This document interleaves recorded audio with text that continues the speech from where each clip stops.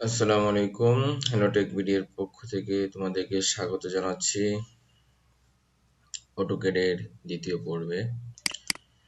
আমরা AutoCAD 2007 ভার্সনটি open করলাম এবং এর ইন্টারফেস দেখতে পাচ্ছি। প্রথমে উপরে যেটা আছে পুল ডাউন মেনু বার, তারপর দ্বিতীয় সারিতে যেটা আছে সেটা হলো স্ট্যান্ডার্ড টুলবার। তারপর তৃতীয় সারিতে আছে অবজেক্ট প্রপার্টিজ টুলবার এবং এখানে আরো একটি টুলবার আছে, এখানেও একটি টুলবার আছে। তারপর যে কালো স্ক্রিনটি দেখতে পাচ্ছেন এটার মধ্যে আমরা ড্রয়িং করব। এটা হলো ডিজাইন এরিয়া। তারপর যেটি আছে ইউসিএস আইকন অর্থাৎ ইউজার কোঅর্ডিনেট সিস্টেম। এখানে দুটি অক্ষ আছে, একটি এক্স একটি ওয়াই অক্ষ। তারপর আছে কমান্ড লাইন। এখানে যাবতীয় কমান্ড লিখে লিখে অটোক্যাডে ড্রয়িং করতে হয়।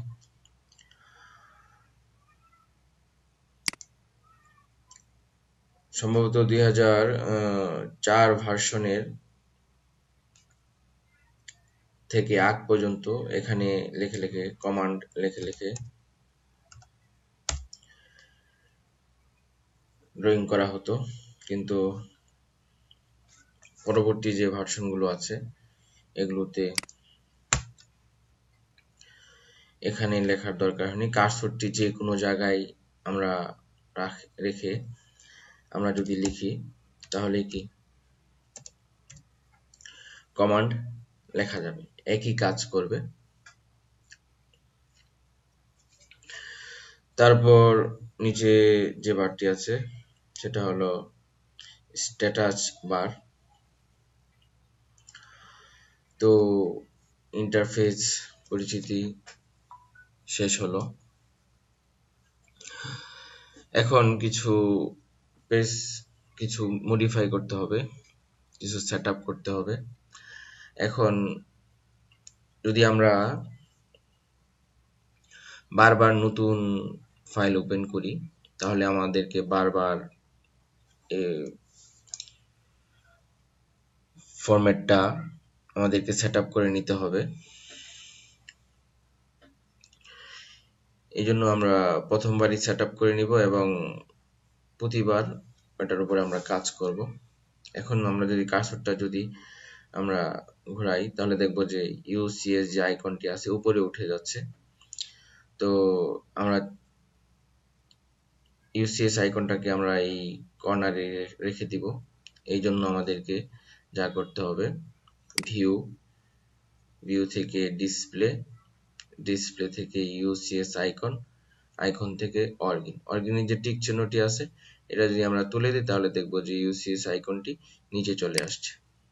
এই যে নিচে চলে আসছে। এখন আমরা যতই ঘোরাই না কেন এই আইকনটি আর নড়াচড়া করবে না। এখন আমাদের আরেকটা গুরুত্বপূর্ণ সেটিং বাকি আছে, যেহেতু আমরা আর্কিটেকচারে কাজ করব।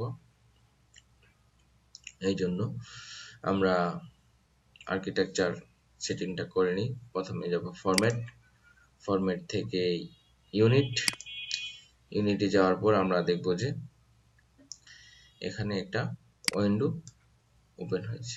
এখন কিছুক্ষণ আমি আগে যে কথাটা বলেছিলাম আমরা এখন এটা কমান্ডের মাধ্যমে আনার চেষ্টা করব। আমরা যদি এখানে লিখি UNITS ইউনিটস, যদি তারপর ইন্টার দেওয়ার পরে আমরা দেখব যে সে একই উইন্ডোটা আবার ওপেন হয়েছে। এখন আমরা যদি এখানে কার্সর রেখে আমরা যদি লিখি UNITS ইউনিটস তারপর যদি ইন্টার দেই তাহলে আমরা দেখব একই উইন্ডো ওপেন হয়েছে। এখান থেকে আমরা লেন্থ আর্কিটেকচার সিলেক্ট করে দিব, সিলেক্ট করে দিব 0 0।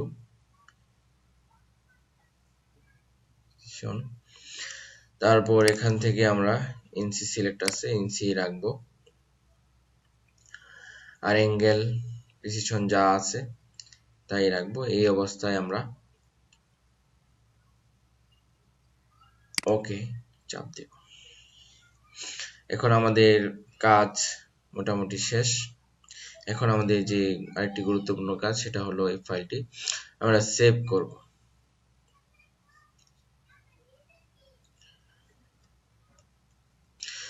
সেভ করার জন্য যাব ফাইল মেনু, তারপর সেভ। এখান থেকে আমরা ডেস্কটপ সিলেক্ট করব, তারপর এখানে একটা নাম দিব, আমরা নাম দিলাম হ্যালো। তারপর আমরা ডেস্কটপে সেভ করব। তো আমরা দেখতে পাচ্ছি হ্যালো নামে ডেস্কটপে সেভ হয়ে গেছে। তো বন্ধুরা, আজ এ পর্যন্তই। আমরা সামনের দিকে আরো নতুন নতুন অটোক্যাড টিউটোরিয়াল বানাবো। আশা করি আমাদের সাথেই থাকবে এবং তোমাদের খুব ভালো উপকারে আসবে। আর যদি আমার ভিডিওগুলো তোমাদের ভালো লাগে তাহলে অবশ্যই আমার চ্যানেলটি সাবস্ক্রাইব করবে। তো আজ এ পর্যন্তই, ভালো থাকো। আসসালামু আলাইকুম।